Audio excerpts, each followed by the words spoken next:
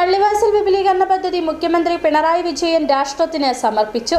നാടിന്റെ വൈദ്യുതി മേഖലയിൽ പദ്ധതി വലിയ മാറ്റം സൃഷ്ടിക്കുമെന്നും ഉൽപാദന പ്രസരണ രംഗത്ത് ഇത് വലിയ ചുവടുവെപ്പായി മാറുമെന്നും മുഖ്യമന്ത്രി പറഞ്ഞു.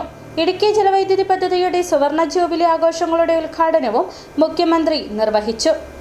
കാത്തിരിപ്പിനൊടുവിൽ പള്ളിവാസൽ വിപുലീകരണ പദ്ധതിയുടെ ഉദ്ഘാടനം നടന്നു. മുഖ്യമന്ത്രി പിണറായി വിജയൻ പദ്ധതി രാഷ്ട്രത്തിന് സമർപ്പിച്ചു.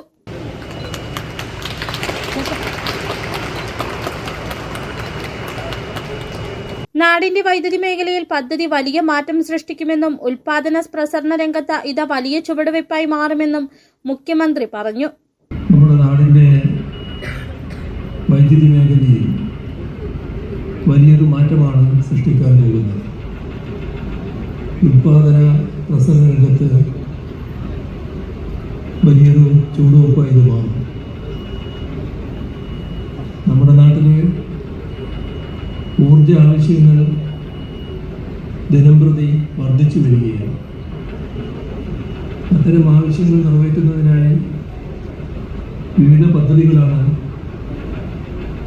സംസ്ഥാനത്ത് ആവിഷ്കരിച്ച് നടപ്പാക്കി വരുന്നത്.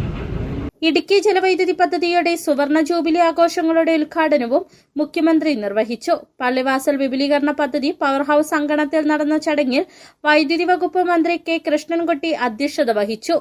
എംഎൽഎമാരായ എം മണി, അഡ്വക്കേറ്റ് എ രാജ, ത്രിതല പഞ്ചായത്ത് പ്രതിനിധികൾ, വൈദ്യുതി വകുപ്പ് ഉദ്യോഗസ്ഥർ, വിവിധ രാഷ്ട്രീയ പാർട്ടി പ്രതിനിധികൾ തുടങ്ങിയവർ സംബന്ധിച്ചു. ദേവികുളം താലൂക്കിൽ പള്ളിവാസൽ വില്ലേജിൽ മുതിരപ്പുഴയാറിന്റെ തീരത്താണ് പദ്ധതി സ്ഥാപിച്ചിട്ടുള്ളത്. പ്രധാനമായും മാട്ടുപ്പെട്ടി, കുണ്ടള എന്നീ ജലസംഭരണികളിലെ വെള്ളം ഉപയോഗിച്ചാണ് പദ്ധതി പ്രവർത്തിക്കുന്നത്. പദ്ധതിക്കായി മൂന്നാറിൽ നിലവിലുള്ള രാമസ്വാമി അയ്യർ ഹെഡ്വർക്സിൽ പുതിയ ഇൻടേക്ക് സ്ഥാപിച്ച് ഏകദേശം 4.5 കിലോമീറ്റർ ദൈർഘ്യമുള്ള തുരങ്കം വഴി വെള്ളം തിരിച്ചുവിട്ട വാൽവ് ഹൌസിലെത്തിക്കുന്നു. അവിടെ നിന്ന് വെള്ളം പുതിയ പെൻസ്റ്റോക്കിലൂടെ നിലവിലുള്ള പള്ളിവാസൽ പദ്ധതിക്ക് സമീപം സ്ഥാപിച്ചിട്ടുള്ള വൈദ്യുതി നിലയത്തിലെത്തിച്ച ഉൽപാദനം നടത്തുന്നു. പള്ളിവാസൽ വിപുലീകരണ പദ്ധതിയിൽ 30 മെഗാവാട്ട് ശേഷിയുള്ള 2 ജനറേറ്ററുകളാണ് പ്രവർത്തിക്കുന്നത്.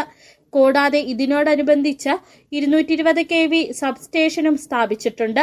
പദ്ധതിയുടെ വാർഷികോൽപാദനം 153.90 ദശലക്ഷം യൂണിറ്റാണ്. 594.37 കോടി രൂപയാണ് നിർമ്മാണ ചെലവ്. City vision, Pallivasal.